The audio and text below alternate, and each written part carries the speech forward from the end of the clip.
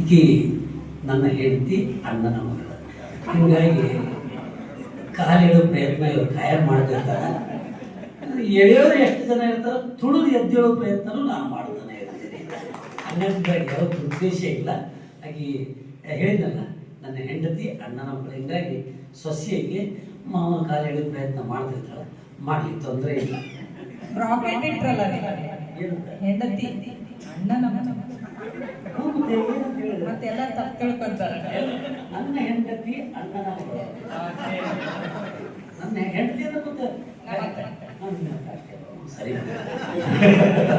ಇಲ್ಲಿ ಇವತ್ತು ಮಾತಾಡಕ್ಕೆ ಅವಕಾಶ ಮಾಡಿಕೊಟ್ಟಿದ್ದ ವೇದಿಕೆ ಸಮಸ್ತ ಸದಸ್ಯ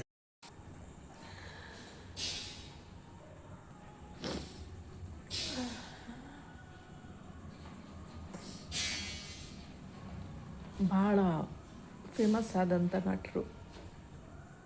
ಎಷ್ಟು ಫೇಮಸ್ಸು ಅಂದರೆ ರಂಗಭೂಮಿ ಕಲೆಯಿಂದ ಚಲನಚಿತ್ರದವರೆಗೂ ಬೆಳೆದು ಕರ್ನಾಟಕ ಅಲ್ಲದೆ ಹೊರದೇಶಗಳಲ್ಲೂ ಸಹ ಅವರು ಫೇಮಸ್ ಆಗಿದ್ದರು. ರಾಜು ತಾಳಿಕೋಟೆ ನಮ್ಮ ಮಾವ. ರೀಸೆಂಟಾಗಿ ನಾನು ಒಂದು 2 ತಿಂಗಳು ಮುಂಚೆ ತಾನೇ ಅವ್ರ ಕೈಯಿಂದ ಒಂದು ಸನ್ಮಾನ ಸಹ ತಗೊಂಡೆ. ನಮ್ಮ ಮಾವ ಇವತ್ತು ತೀರ್ಕೊಂಡ್ರು. ಈಗ 5 ಗಂಟೆಗೆ ತೀರ್ಕೊಂಡ್ರು. ಚೆನ್ನಾಗೇ ಇದ್ದರು, ಹೆಲ್ದಿಯಾಗಿದ್ದರು. ಏನು ಈ ಹಾರ್ಟ್ ಅಟ್ಯಾಕ್ ಅಂತ ಇದ್ದಾರೆ. ನಮಗೂ ವಿಷಯ ಪೂರ್ತಿ ಗೊತ್ತಿಲ್ಲ, ಬಟ್ ಒಳ್ಳೆಯ ಕಲಾವಿದರು. ನನ್ನ ಸಂಬಂಧಿಕರು ಅಂದರೆ ನನ್ನನ್ನು ನಮ್ಮ ತಂದೆ ತೀರ್ಕೊಂಡ್ಮೇಲೆ ಅವ್ರನ್ನೇ ನಾನು ತಂದೆ ಅಂತ ತಿಳ್ಕೊತೀನಿ.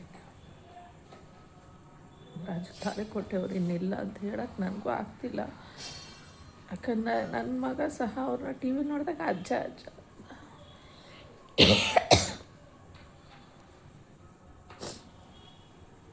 ಅಮ್ಮ.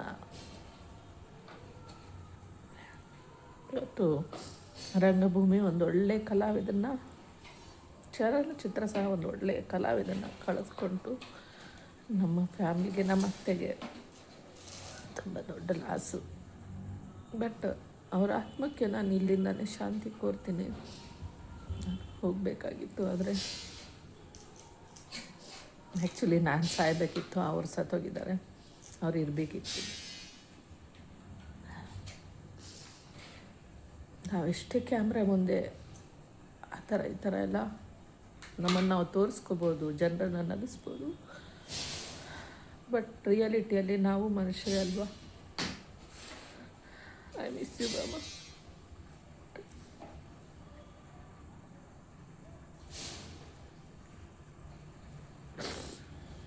ನನಗೆ ಒಂದು ಪ್ರಾಬ್ಲಮ್ ಇದೆ. ನಾನು ಯಾರಾದರೂ ತೀರ್ಕೊಂಡ್ರೆ, ನಮ್ಮಪ್ಪ ತೀರ್ಕೊಂಡಿದ್ದನ್ನೇ ನಾನು ಲಾಸ್ಟು ನೋಡಿದ್ದು. ಅದಾದಮೇಲೆ ಯಾರು ತೀರ್ಕೊಂಡಿದ್ದಕ್ಕೂ ನಾನು ಹೋಗಲ್ಲ, ಏನೂ ಆಗಲ್ಲ. ಒಬ್ಬರ ಸತ್ತಾಗಿರೋ ಮುಖ ನಾನು ಎಲ್ಲಿ ನೋಡೋಕ್ಕಾಗಲ್ಲ.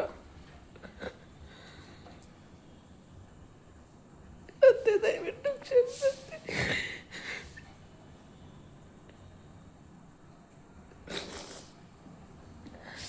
ನಮ್ಮ ಇಡೀ ಕುಟುಂಬ ಎಲ್ಲ ಅಲ್ಲಿ ಹೋಗಿರುತ್ತೆ, ಒಬ್ಬಳೇ ಹೋಗ್ತಾ ಇಲ್ಲ.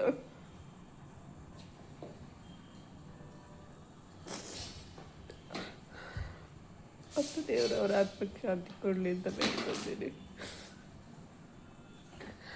ಒಳ್ಳೆ ಕಲಾವಿದರು ತೀರ್ಕೊಂಡಿದ್ದಾರೆ.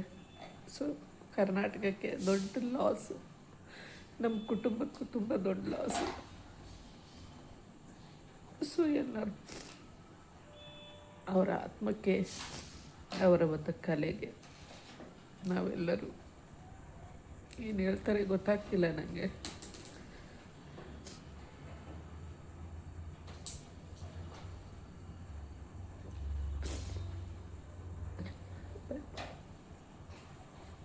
ಅವರ ಆತ್ಮಕ್ಕೆ ಶಾಂತಿ ಕೇಳೋಕ್ಕಾಗಲ್ಲ ನನಗೆ.